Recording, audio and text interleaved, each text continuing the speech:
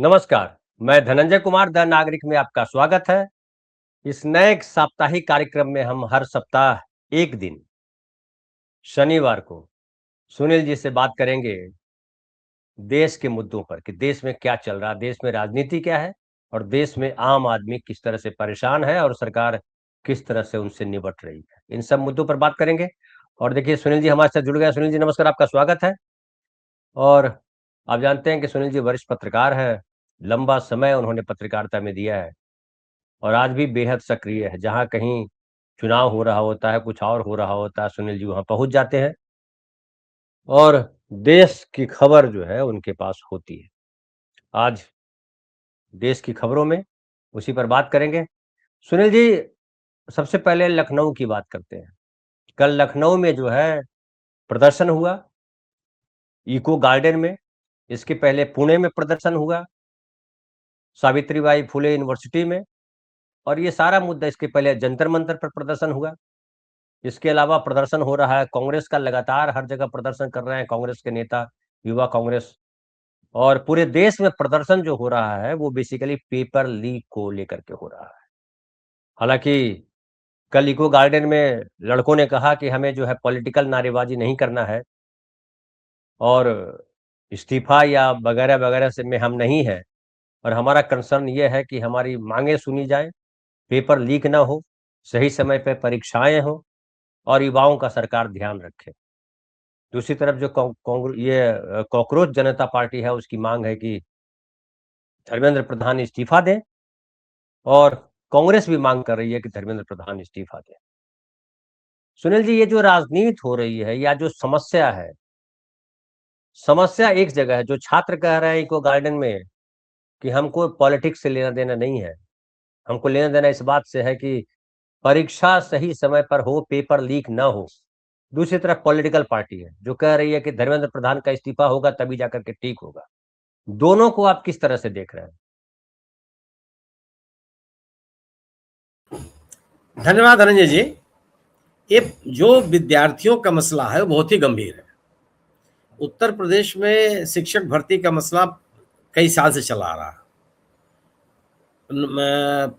भर्ती संबंधी परीक्षाएं समय से आयोजित हो, समय से उनके परिणाम आ जाएं, समय से उनके विज्ञापन हो जाएं, यह मांग लेकर के विद्यार्थियों का, युवाओं का बड़ा समूह उद्वेलित है उत्तर प्रदेश में। और आए दिन प्रदर्शन होते हैं। परीक्षा कराने वाली संस्थाओं की गतिविधियों को लेकर के भी विद्यार्थियों में बहुत नाराजगी है। पिछले दिनों तो उत्तर प्रदेश लोक सेवा आयोग के सामने बच्चों ने बहुत लंबा धरना दिया था। फिर इन विद्यार्थियों के साथ बातचीत हुई थी। आरोप की परीक्षा की व्यवस्था को लेकर के बच्चे नाराज थे। पीसीएस की जो परीक्षा होती है उसके मूल्यांकन को लेकर के उनमें नाराजगी थी। तो और उसमें विद्यार्थी शामिल थे, उसमें किसी राजनीतिक दल को उन्होंने शामिल नहीं किया था, लेकिन शामिल थे। और विद्यार्थियों को लगभग सभी राजनीतिक दलों का, जो गैर भाजपा राजनीतिक दल है, उनका समर्थन भी था। अभी भी नीट परीक्षा को लेकर के और सीबीएसई के मूल्यांकन को लेकर के भी उत्तर प्रदेश में नाराजगी है और लगभग अधिकांश शहरों में प्रदर्शन हो रहा है। लखनऊ उसका केंद्र है। लेकिन आम आदमी पार्टी ने उससे भागीदारी की है, कांग्रेस से भागीदारी की है, समाजवादी पार्टी ने भागीदारी की है। ये जरूर है कि इन राजनीतिक दलों ने अलग अलग अपने अपने प्रदर्शन आयोजित किए हैं। एक साथ मिलकर के भी कोई सामूहिक या एक विपक्ष का कोई प्रदर्शन हो, इस तरह की स्थिति अभी नहीं बनी है। लेकिन अगर ये संयुक्त विपक्ष का प्रदर्शन अगर हो तो मुझे लगता है कि वो ज़्यादा कारगर होगा, उसका राजनीतिक संदेश भी जाएगा। तो परीक्षाओं में धांधलियों को लेकर के उत्तर प्रदेश में एक आंदोलन की स्थिति है और विद्यार्थी लगातार उस विषय को लेकर के आंदोलित है। पिछले दिनों तो लखनऊ में छात्रों को तितर बितर करने के लिए जब वो विधानसभा की तरफ जा रहे थे तो लाठीचार्ज भी हुआ था। अब उनको वहाँ विधानसभा के सामने प्रदर्शन करने की इजाज़त किसी को नहीं है। ये जो इको गार्डन है वो जगह निर्धारित की गई है और एक गोमती नदी के किनारे जगह निर्धारित की गई है, वहाँ पर भी आप धरना प्रदर्शन कर सकते हैं। जब आप विधानसभा की तरफ जाने का प्रयास करते हैं तो पुलिस बल का प्रयोग भी करती है, उनको रोकने का प्रयास करती है। तो उत्तर प्रदेश में ये और ये जिन मसलों को लेकर के छात्रों में आंदोलन है वो सामान्य बातें नहीं है। अगर आप समय से विज्ञापन नहीं जारी करेंगे जारी विज्ञापनों का समय से इम्तिहान नहीं कराएंगे, हुए इम्तिहानों का समय से आप मूल्यांकन करके उसका परिणाम नहीं देंगे, तो स्वाभाविक सी बात है कि बड़ी संख्या में विलंब होने पर बड़ी संख्या में छात्र रोजगार की जो योग्यता है उसी से बाहर हो जाएंगे वो। और जो मौका उनको सालों पहले मिल जाना चाहिए वो सालों बाद तक उनको नहीं मिलेगा। तो एक और इसी में एक मसला और भी है, हुआ है कि आरक्षण की व्यवस्था को कानून विधि सम्मत तरीके से लागू करना, जो उसके आरक्षण का स्पिरिट है उसके उनको लागू करना, ये भी एक बड़ा मुद्दा है। इसको लेकर के भी बिल्कुल आप सही कहा, लेकिन सुनील जी, ये आरक्षण वाला मुद्दा बोलते हैं कि ये पॉलिटिकल मुद्दा है, कई लोग चाहते हैं आरक्षण ना हो, आरक्षण को लेकर के बड़ी विवाद है। आप जो कह रहे हैं बिल्कुल सही कह रहे हैं कि आरक्षण जब लागू हुआ है, संविधान सम्मत है वो, तो उसको सही तरीके से लागू क्यों नहीं करते, एक तो ये बड़ा सवाल है बिल्कुल। लेकिन ये जो पेपर लीक का मुद्दा है, इसका संबंध तो आरक्षण से नहीं है। ये जो समय पे एग्जाम नहीं होते हैं, इसका भी आरक्षण से लेना देना नहीं है। आरक्षण तो देंगे जब सही तरीके से लोग की चीजों को एक्सिक्यूट करेंगे। यहाँ तो कह रहे हैं कि आरक्षित वर्ग के हो या अनारक्षित वर्ग के हो, आपका हम एग्जाम ही डिस्टर्ब कर देंगे, हम पेपर लीक कर देंगे, या पेपर समय पे नहीं लेंगे, एग्जाम समय पे नहीं लेंगे, आपको रिजल्ट समय पे नहीं देंगे, ये तमाम चीजें, और उसके बाद फिर ढेर सारी गड़बड़ियां। क्या ये केवल कोई ये पॉलिटिकल वजह इसमें देखते हैं, या सरकार की नाकामी है, या सरकार जानबूझ करके ये करती है, क्या आप देख रहे हैं? सरकार की नाकामी है। अगर समय से परीक्षा नहीं होती, प्रश्न पत्र लीक हो जाते हैं, मूल्यांकन में गड़बड़ियां हैं, तो ये सरकार की नाकामी और किसकी नाकामी है? परीक्षाएं समय से आयोजित करने की जिम्मेदारी किसकी है? समय से विज्ञापन जारी करने की जिम्मेदारी किसकी है? जो खाली पद पड़े हुए हैं उनको भरने की जिम्मेदारी किसकी है? सरकार की है। सरकार जो परीक्षा लेने वाली संस्थाएं हैं उनका संचालन सरकार ही तो करती है। कोई इंडिविजुअल करता है क्या? कोई सोसाइटी करती है? कोई नॉन गवर्नमेंट ऑर्गेनाइजेशन करता है? नहीं, तो सरकार करती सवाल है है। कि सरकार ऐसा क्यों कर रही है, सरकार नाकामयाब क्यों दिख रही है, रोजगार क्या नहीं देना है उसकी उसको, नहीं है, रोजगार या उसके क्या है? प्राथमिकताओं में नहीं है, रोजगार उसके प्राथमिकताओं में नहीं है, निजीकरण उसके प्राथमिकताओं में है, ये संविदा पे कर्मचारियों को रखने की प्राथमिकताएं हैं। ये स्थिति बनी हुई है। तो मतलब तो सुनील जी, ये नाकामी नहीं है, बल्कि सरकार जानबूझ करके कर रही है, फिर तो ये आता है। सवाल ऐसी कोई व्यवस्था थोड़ी जिसको सरकार रोक नहीं सकती। अगर ये घटनाएं रुक नहीं रही हैं, प्रश्न पत्र लीक हो रहे हैं, समय से परीक्षाएं नहीं हो रही हैं, तो ये कोई लापरवाही थोड़े है, ये कोई गलती थोड़े है, ये कोई कमी थोड़े है। स्वाभाविक सी बात है कि जो आपके एजेंडा में नहीं है नौकरी। अगर आप सोचिए कि उत्तर प्रदेश में ही शिक्षकों के सबसे बड़ा रोजगार देने वाला जो विभाग है वो पुलिस है और शिक्षा विभाग है और स्वास्थ्य की स्थिति है। हर विभाग में बड़े पैमाने पर पद रिक्त पड़े हुए हैं, जो स्वीकृत पद है उनकी भर्तियां नहीं हो रही हैं। और इस दोनों चीजें आप जब आप संविदा के आधार पर लोगों को रखेंगे तो आरक्षण लागू करना आपकी मजबूरी नहीं होगी। जब लेटरल एंट्री करेंगे तो आपको आरक्षण देने की आवश्यकता नहीं होती, कानूनी बाध्यता नहीं होगी। जब आप निजी हाथों में दे देंगे तो आपको आरक्षण लागू करने की आपकी बाध्यता नहीं होगी।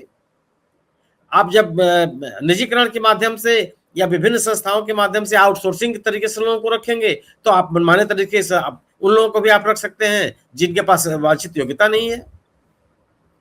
तो ये कैसी स्थिति है? ये केवल ऐसा नहीं कि रोजगार से वंचित करना, रोजगार से वंचित करने के साथ साथ अगर आप रोजगार देंगे भी अपने तरीके से निजीकरण के माध्यम से, आउटसोर्सिंग के माध्यम पे, संविदा के आधार पर, डेली वेजेस के आधार पर, कॉन्ट्रैक्ट के आधार पर, तो आप आरक्षण के साथ भी खिलवाड़ करेंगे, क्योंकि आरक्षण की व्यवस्था लागू ही नहीं होती है। जब आप नियमानुसार जो सरकारी नौकरियां हैं आप सेवा योजना में करेंगे तो स्थिति होगी कि आपको व्यवस्था लागू करनी पड़ेगी जो नियमानुसार जो विधि सम्मत है। तो ये दोनों स्थितियां हैं। और दूसरी चीज है कि आप जब आप संविदा के आधार पर दैनिक वेतन भोगी कर्मी के रूप में आउटसोर्सिंग के आधार पर जब आप नौकरी देते हैं तो क्वालिटी इंप्लॉयमेंट से लोगों को आप वंचित करते हैं। क्वालिटी इंप्लॉयमेंट क्या है? काम का समय निर्धारित हो, सेवा संबंधी जो सुविधाएं हैं उनको प्राप्त हो, अवकाश के समय निर्धारित हो, बीमार पड़ने पर, अस्वस्थ होने पर जो उनको राहत मिलनी चाहिए वो मिले, उनके परिवार को संरक्षण मिले, उनके परिवार को आर्थिक सहायता मिले। सेवानिवृत्ति के बाद एक सामाजिक सुरक्षा की स्थिति बने, इन सभी दायित्वों से आप बचना चाहते हैं। सरकार अगर ये कहा जाता है पब्लिक एडमिनिस्ट्रेशन में, लोक प्रशासन का एक सिद्धांत है कि सरकार सबसे बड़ी एम्प्लॉयर है किसी भी लोक कल्याणकारी राज्य में। इस दायित्व से कैसे बच सकते हैं आप? और अगर आप बचने का प्रयास करते हैं तो स्वाभाविक सी बात है कि आप समाज के साथ खिलवाड़ कर रहे हैं, युवाओं के भविष्य के साथ खिलवाड़ कर रहे हैं। और यह अनायास नहीं है। अगर आपके राज्य, आपका इतना बड़ा राज्य है, बड़ी संख्या में आपके पास इंजीनियरिंग कॉलेज हैं, विश्वविद्यालय हैं, महाविद्यालय हैं, तकनीकी संस्थान है, प्रबंधन संस्थान है, तो इन संस्थानों से निकलने वाले विद्यार्थियों के सेवा योजना की कौन सी कार्यनीति आपके पास है? कौन सी आपने योजना बनाई कि अगर प्रतिवर्ष 2,500 इंजीनियरिंग, मान लीजिए कि 2,500 इंजीनियर तैयार होते हैं, कहाँ जाएंगे वो? कहाँ ले जाएंगे आप उनको? अगर जो आपके पास जो मेडिकल कॉलेज है, जहाँ जो डॉक्टर्स निकल रहे हैं, उनके सेवा योजना के लिए कौन सी व्यवस्था आपके पास है? जो कुशल कारीगर आपको तैयार करना है, जिनको प्रशिक्षण देना है, उनकी कौन सी योजना आपने बनाई है? अगर ये सभी चीजें, आधारभूत व्यवस्थाएं नहीं करते हैं तो स्वाभाविक सी बात है कि सरकार की कमी है ये।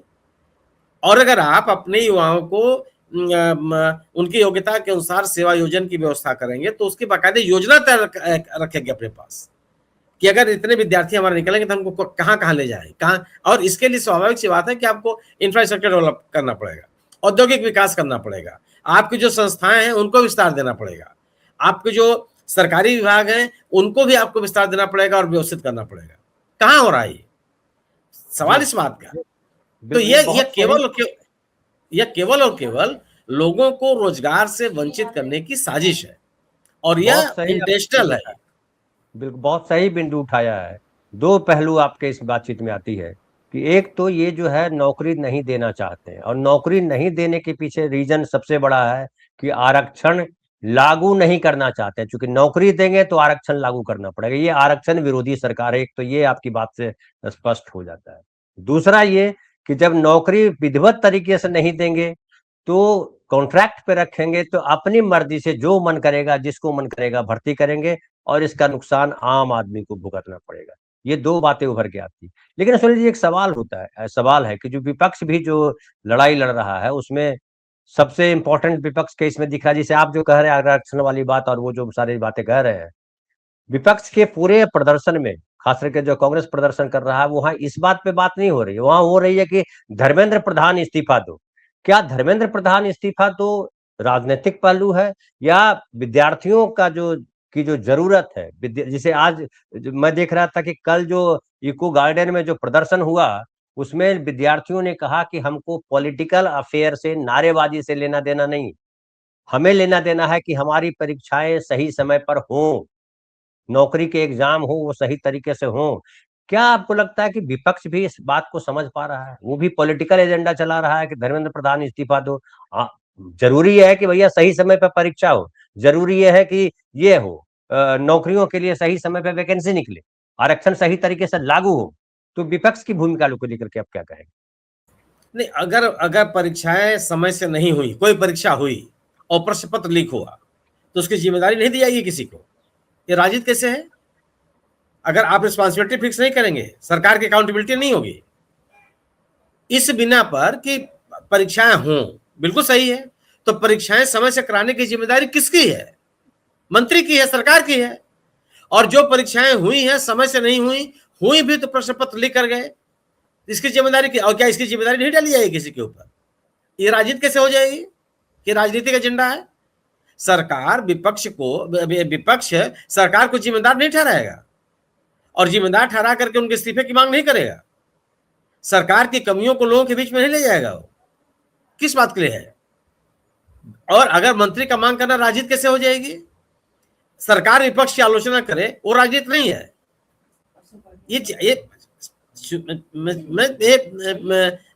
परीक्षा कराना, परीक्षा समय से कराना, समय से जो खाली पद है उनके विज्ञापन करना, ये जिम्मेदारी सरकार की बनती है कि नहीं बनती है?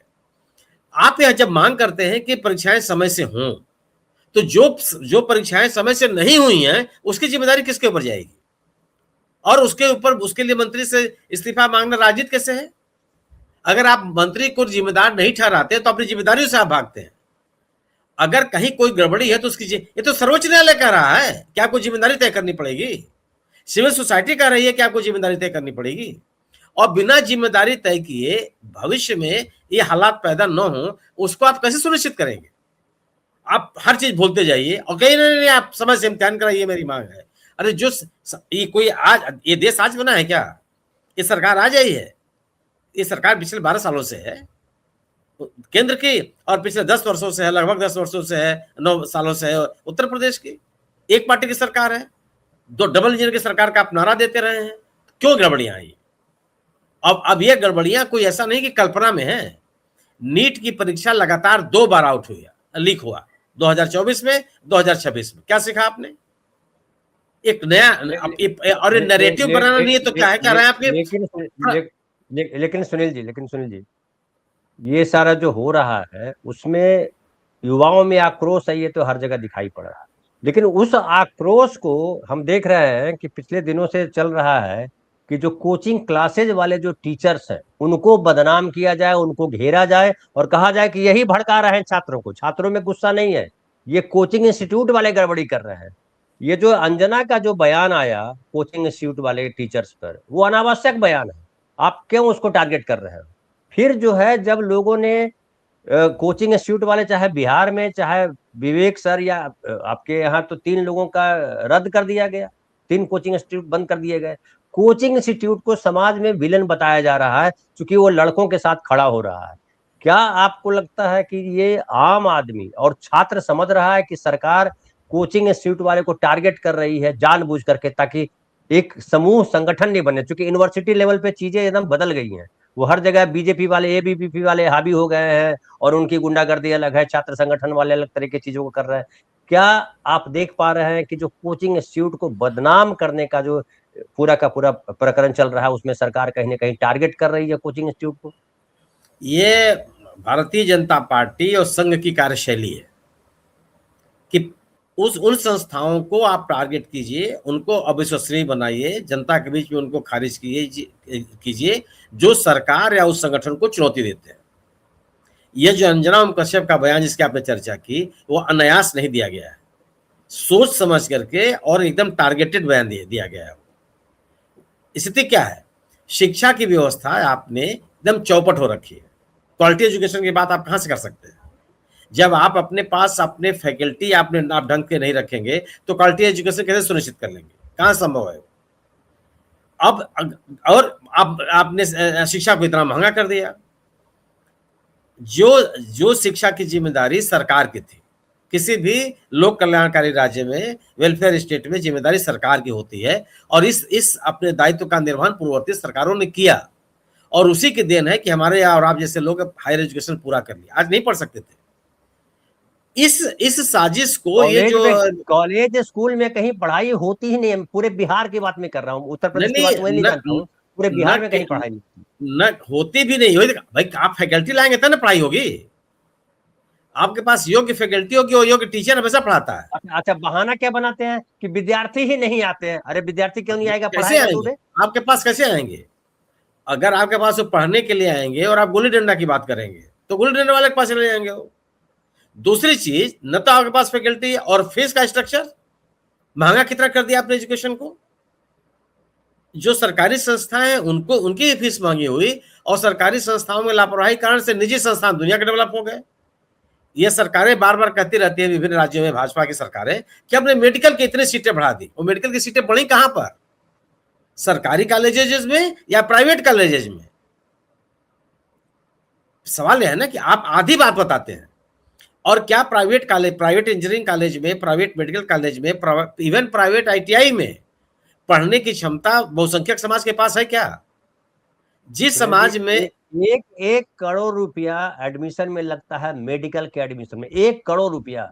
अब सोचिए आप, तो कल एक रिपोर्ट देख रहा था कि बांग्लादेश जा रहे हैं हिंदुस्तान से छात्र। क्यों भाई? तो अरे मैं 35-40 लाख में वहां पढ़ लेते हैं। आधा दर्जन परिवारों को मैं जानता हूं जिनके बच्चे बांग्लादेश में पढ़ रहे हैं। बताइए। मैं आधा दर्जन लोगों को जानता हूं जिनके बच्चे नेपाल में पढ़ रहे हैं। मैं कई लोगों को जानता हूं जिनके बच्चे मॉस्को में पढ़ रहे हैं। ये पहले जाते थे यूक्रेन में, यूक्रेन के इस विवाद के बाद मामला डाइवर्ट हुआ, मलेशिया, नेपाल, ढाका, ये उनका डेस्टिनेशन हो गए। और खूब ढाका में तो बहुत पहले से जा रहा है, और उसको आप ये भी नहीं कह सकते हैं कि वो केवल मुसलमान जा रहा है, हर संप्रदाय के लोग जा रहे हैं। देखिए, आपने एजुकेशन की स्थिति इतनी बुरी कर दी है, महंगी कर दी, उपलब्धता खत्म हो गई, फैकल्टी नहीं है, तमाम तरह की गड़बड़ियां आ गई। और महंगा जिस देर आप खुद स्वीकार करते हैं कि 80 करोड़ लोगों को आप 5 किलो अनाज दे रहे हैं, उनका जीवन चल रहा है, तो 140 में 150 मान लीजिए, उसमें 80 करोड़ तो आपके ऐसे लोग हैं जो सरकार के सहायता पर उनका जीवन चल रहा है, वो कहां से पढ़ लेंगे? तो ये पूरा का पूरा विवियस सर्किल है। और इसीलिए इन कोचिंग इंस्टीट्यूट, कोचिंग का मैं समर्थक नहीं। मैंने अपने विद्यार्थी जीवन में कोई कोचिंग नहीं किया। क्यों? कि हमारे टीचर मुझको इतना पढ़ा देते थे कि मुझे आवश्यकता नहीं थी कहीं जाने की। और अगर मैं किसी विषय में कमजोर था, तो मेरा जो टीचर था उसी से पास हम बैठ जाए तो हमारा क्लास ले लेता था। हम हाई स्कूल, हम कक्षा 8 से लेकर के हाई स्कूल तक इम्तिहान के समय स्कूल में रह करके पढ़े हैं, जिसके लिए हमारे टीचरों को कोई अतिरिक्त पैसा नहीं दिया गया। वह विद्यार्थियों को परीक्षा के लिए तैयार कराते थे, इम्तिहान दिलवाते थे, और वह सेल्फ सेंटर का कंसेप्ट नहीं था जो सरकार बाद में ले आई। अच्छा, वो टीचर पूरी तरह से समर्पित टीचर थे। वो अपने विद्यार्थियों का सामना कर सकते थे, विद्यार्थियों के प्रश्नों का जवाब दे सकते थे, वो भागते नहीं थे कभी, विद्यार्थियों के पास जाते थे। आज की स्थिति क्या हो गई है? बल्कि तो मैंने तो देखा सुनील जी कि जो विद्यार्थी टीचर से पूछता था उस पर ज्यादा ध्यान देते थे कि ये पढ़ने वाला लड़का है, इस पे समय देना जरूरी है। वो अलग से कहते थे। हम तो ये भी देखा हमने हमारे समय में कि जो विद्यार्थी, हम लोग बाहर से भी पूछते कि सर ये हमको नहीं समझ में आया, बोला ठीक है क्लास खत्म होने दे, फिर बैठना हम बता देंगे। हाँ। ये हालत अब एक कहाँ चला गया? और पिछले 10-12 सालों में जो जो जो फैकल्टी आई है विश्वविद्यालय, आप कुल फैकल्टी और कुलपतियों के बारे में अध्ययन कर लीजिए ना। सरकार की प्राथमिकता यह है कि एक विचारधारा विशेष के लोग फैकल्टी बने, एक विचारधारा विशेष के लोग कुलपति बने। वह कुलपति उन्हीं विचारधारा विशेष के लोगों को आगे प्रमोट करे। तो अगर आपको वो इसलिए आए कि पूरा एजुकेशन व्यवस्था को चौपट किया जाए। मैं एक सुनील जी आपके पास एक डेटा रखता हूं, उसके बाद फिर आप जो है डेटा, मतलब जो प्रधानमंत्री ने अभी परसों बोला है, उससे आप जो कह रहे थे कि सरकार की दृष्टि में एजुकेशन है ही नहीं, वो देखिए यहाँ पे झलकता है। क्या कहा है नरेंद्र मोदी जी ने, जो नेहरू के से ज्यादा समय तक प्रधानमंत्री बनने की खुशी में जो एनडीए के लोगों को संबोधित किया था, उसमें इन्होंने देखिए क्या कहा। इससे आपकी बात की पुष्टि होती है और इस पर आप कमेंट कीजिएगा। ये कह रहे नहीं हैं नहीं कि नहीं, पीएम ने कहा, धनंजय जी एक मिनट, धनंजय जी आप ये सोचिए ना कि जैसे ये जो तुलना की जा रही है नेहरू जी की और मोदी जी की, आप किस तरह के तथ्य रख रहे हैं अपने देश की जनता के सामने? क्या 1947 में जब ये देश आजाद हुआ तो इस देश में कोई सरकार नहीं थी? नेहरू जी क्या थे उस समय? 1947 से 1952 तक जो सरकार हुकूमत में थी यहाँ, वह कौन सी सरकार? या सरकार नहीं थी, या लोगों का एक समूह था जो संचालित कर रहा था? और अगर नेहरू प्रधानमंत्री उस समय नहीं थे तो क्या फिर सरदार पटेल फिर गृह मंत्री किस राज्य सरकार में थे? क्योंकि जब 1952 का चुनाव हुआ तब तक तो उनका निधन हो चुका था। श्यामा प्रसाद मुखर्जी क्या थे फिर? किस सरकार में थे? तो आपके अपनी महिमा मंडन के लिए आप किस तरह के तथ्य रख रहे हैं? यही पढ़ाई का स्तर है। ये उदाहरण है कि आप किस तरह की शिक्षा दे रहे हैं लोगों को। बिल्कुल सही है। और देखिए ये कह रहे हैं 12 साल में जितना विकास हुआ वो दशकों में क्यों नहीं हुआ, और क्या विकास हुआ ये बता रहे हैं। पीएम ने कहा कि 2014 में 74 एयरपोर्ट थे, अब 160 से ज्यादा है। 12 साल में 1000 kilometre express way 6700 kilometre express way हो गए। पहले 5 शहरों में मेट्रो थे, अब 20 शहरों में मेट्रो हो गए। 2014 में 700 करोड़ रुपए से 23,000 करोड़ रुपए के डिफेंस एक्सपोर्ट तक पहुंचे हम। प्रधानमंत्री ने कहा कि 2014 में मोबाइल बाहर से आते थे, आज 35% भारत खुद बनाता है। 2014 में एथनॉल 1.5% था, जो 20% तक पहुंच गई। सेमीकंडक्टर प्लांट नहीं थे 2014 में, आज 10 से ज्यादा प्लांट। इसमें कहीं एजुकेशन और हेल्थ की चर्चा है ही नहीं। नहीं, और ये भी आधी अधूरी जानकारी है। सम्मानित मोदी जी यह बता दें कि उनके मुख्यमंत्री रहते हुए गुजरात में कितने शहरों में मेट्रो था? हाँ, खुद बता दें आप। आपकी सरकार उत्तर प्रदेश में थी, कल्याण सिंह जी की सरकार बनी, राजनाथ सिंह जी की सरकार बनी, रामप्रकाश गुप्ता जी की सरकार बनी। उस समय में कितने शहरों में मेट्रो थी? उसमें भी तो एनसीआर का हिस्सा था वो। मेट्रो की शुरुआत तो कांग्रेस के की जाना चाहिए जब दिल्ली में मेट्रो बना। आपकी सरकार पिछले 20 सालों से है मध्य प्रदेश में, कब मेट्रो आप लेकर के आए? सवाल है कि देश काल परिस्थितियों के अनुसार सरकारों की प्राथमिकताएं होती हैं। दूसरी चीज, आपने कहा हवाई अड्डे, हवाई अड्डे, जिन हवाई अड्डों को आपने बनाया, जितना रुपए आपने उसमें इन्वेस्ट किया, उसका रिटर्न कितना है, इसका भी आंकड़ा दीजिए आपने। आप अपनी प्राथमिकताएं दिखावे के आधार पर तय करेंगे। आपको आपको जरूरत स्कूल की है, आपको जरूरत प्रौद्योगिकी संस्थानों की है, आपको जरूरत रिसर्च की है, और आप बैठ करके सड़क बनवाइए। सड़कें जरूरी है आवश्यकता के अनुकूल। आपने सड़कें तो बनवा दी, आज स्थिति क्या हो गई? आप अपील कर पा रहे हैं क्या कि जिन जो सड़कें बनी उसका अधिकाधिक आप उपयोग कीजिए? आप तो लोगों से कह रहे हैं कि डीजल पेट्रोल कम खर्चा कीजिए। आप अपील कीजिए कि साहब सड़क बन गई है, आप इधर उधर के रास्ते समझ जाइए, आप इस रास्ते से जाइए, कर लीजिए। सवाल है कि समाज देश को बनाने के लिए ये जरूरी है हाँ भाई, कि ये कह दीजिए कि जो है लखनऊ में खाना खाइए और लैट्रिन के लिए दिल्ली आ जाइए और फिर सोने हाँ, के लिए मुंबई चले जाइए, इतना मुंबई बढ़िया चले सड़कें जाइए, बना देते हैं। अपील अपील कीजिए लोगों से। हाँ, आप तो अपील कर, आपकी स्थिति आ गई, आपने जो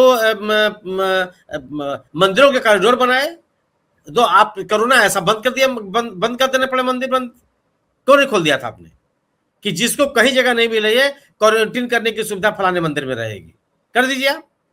कहीं भगवान उस जी को समय हो जाता कोरोना तो, कहीं भगवान जी को कोरोना हो जाता तो भाई उनको भी क्वारंटीन कर दीजिए और अगल बगल भी क्वारंटीन करने की व्यवस्था कर दीजिए। मतलब अभी एक आप तो वीडियो देख रहा था, सुनील जी सॉरी अलग है, अभी एक वीडियो देख रहा था, एक डॉक्टर जो है कृष्ण की मूर्ति को आला लगा कर स्टेथोस्कोप लगा करके चेक कर रहा है, बताइए मतलब इस लेवल तो पे आप ले जाओगे देश को? यही ले जाएंगे ना, यही उनको कब बनाना है। आप अगर अगर आप ये करते, स्वाभाविक सी बात है कि आप अगर ये पूछा जाना चाहिए था कि सर इस समय जब अगर देश में जरूरत है अस्पतालों की, अगर अस्पताल बने होते तो कोरोना काल में देश की स्थिति नहीं बनती है। तब लोग इस बात के लिए परेशान नहीं होते कि हमको ऑक्सीजन मिलेगा कि नहीं मिलेगा। फिर लोग पैदल अपने हजारों किलोमीटर पैदल चलने के लिए मजबूर नहीं होते। आप ये कहते कि जो जहां है हमको वही चिकित्सा सुविधा उपलब्ध कराएंगे, जो जहां है हम वहीं उसको क्वारंटीन कराएंगे, जो जहां है उसको वहीं पर उसके जीविकोपार्जन की व्यवस्था कराएंगे। कह पाए क्या आप? तो जो जरूरत थी उसकी बात कीजिए। मुंबई जैसे शहर में सुनील जी कोरोना के समय में बेड नहीं मिल रहे थे, मुंबई जैसे शहर, हमारे बिहार शरीफ की तो बात ही मत कीजिए। भाई दिल्ली कोई ऐसा शहर नहीं था, दिल्ली कलकत्ता मुंबई बंगलोर चेन्नई जो ही जहां भी, जहां पे बड़ी संख्या में लोग बिना डॉक्टर की शक्ल देखे दुनिया छोड़ के चले गए। गैस का सिलेंडर मैंने कहीं नहीं मिल रहा था, तो मनमाने कीमत पर, अव्वल तो मिल नहीं रहा था। तो जरूरत यह थी ना कि अगर देश में कोई आपात और प्राकृतिक आपदा आएगी तो लोगों को चिकित्सकीय सुविधा उपलब्ध कराने का आधारभूत ढांचा इतना मजबूत होगा कि किसी को चिंता करने की आवश्यकता नहीं थी। कितने बनाए आपने? आपने कितने लोगों को बनाया? कि कोई भी विद्यार्थी जो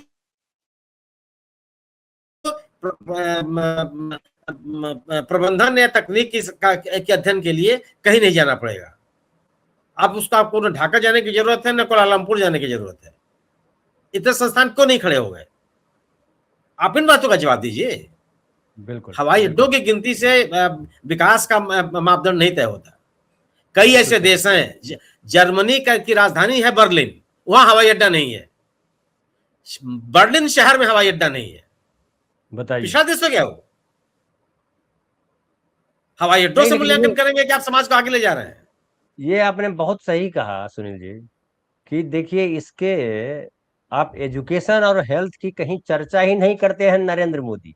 आप गुण गा रहे हो 12 साल में हमने नेहरू जी का रिकॉर्ड तोड़ दिया, और आप जो है सड़कों की बात कर रहे हो, आप एयरपोर्ट की बात कर रहे हो, आप मेट्रो की बात कर रहे हो, आप डिफेंस एक्सपोर्ट की बात कर रहे हो। आपके लाइफ में रोजगार नहीं है, आपके दृष्टि में शिक्षा नहीं है, आपकी दृष्टि में हेल्थ नहीं है, ये कैसा डेवलपमेंट? तो बहुत बहुत धन्यवाद सुनील जी, लेकिन ये सरकार जो है वो और नहीं इस नहीं, देश के आप नागरिकों को धनंजय समझना जी, है। सवाल उठेगा कि जो मानव विकास के सूचकांक हैं उसका आपने कितना पालन किया। कितना पालन किया, बहुत सड़कों सही। का निर्माण मानव विकास के सूचकांक में शामिल नहीं है। सड़कें जरूरत है वो, सवाल हवाई लेकिन अड्डे का निर्माण मानव विकास के सूचकांक में शामिल नहीं है। पहले वो पढ़ेगा, रोजगार करेगा, स्वस्थ रहेगा, तब न कहीं हाँ, जाएगा। कि बीमार आदमी ऐसे, अच्छा जहाँ बीमार आदमी अस्पताल गया तो वहां पे आपको वो नहीं मिलेगा, क्या कहते हैं, जो जिसपे लेटा करके स्ट्रेचर, तो स्ट्रेचर नहीं स्टेशन। मिलेगा। अरे हाँ, वो नहीं मैं मिलेगा आपको। अरे अभी अभी अभी करीबन 3-4 दिन पहले मैं गया था अपने शहर के मेडिकल कॉलेज हॉस्पिटल में। स्ट्रेचर देने के लिए वो मोबाइल फोन जमा करवा रहा था। मतलब क्यों? आप स्टेशन ले जाइए और लेके हमारे पास पहुंचाइए, ओ यह तक सुविधा नहीं है। बताइए, शर्म, लेकिन शर्म आधार नहीं कार्ड आई? जमा कीजिए। जी, चलिए ठीक है, टाइम भी हो गया सुनील जी, और हम जो है ये जो कार्यक्रम हमने शुरू किया है ये गैर उस तरह से कहिए कि जिस तरह से राजनीति पे हम चर्चा करते हैं उस पर चर्चा करने के बजाय हम मूलभूत नागरिक समस्याओं पे बात करेंगे इस कार्यक्रम में। अब सुनील जी चूंकि आप देख ही रहे हैं कि बेहतरीन तरीके से जानते हैं, बेहतरीन तरीके से समझाते हैं।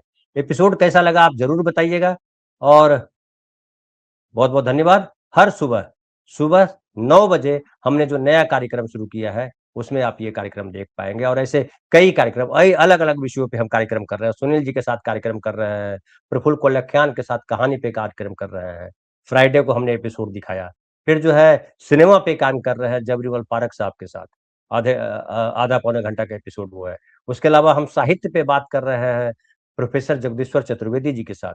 उसके अलावा दुनिया देश विदेश जो हमने कार्यक्रम रखा उससे विनय जी के साथ बात कर रहे हैं कि दुनिया में क्या घटनाएं घट रही है, देश में क्या घटनाएं घट रही है जिससे दुनिया प्रभावित है, और दुनिया में क्या घटनाएं घट रही है जिससे भारत प्रभावित है। ऐसे तमाम कार्यक्रम हम लेकर के आ रहे हैं कि हर दिन सुबह 9 बजे आप अलग अलग विषयों पे एक्सपर्ट के साथ आप गंभीरता से विषय को समझ सके। आप जरूर देखें, हमारे चैनल को सब्सक्राइब करें, शेयर करें। बहुत बहुत धन्यवाद।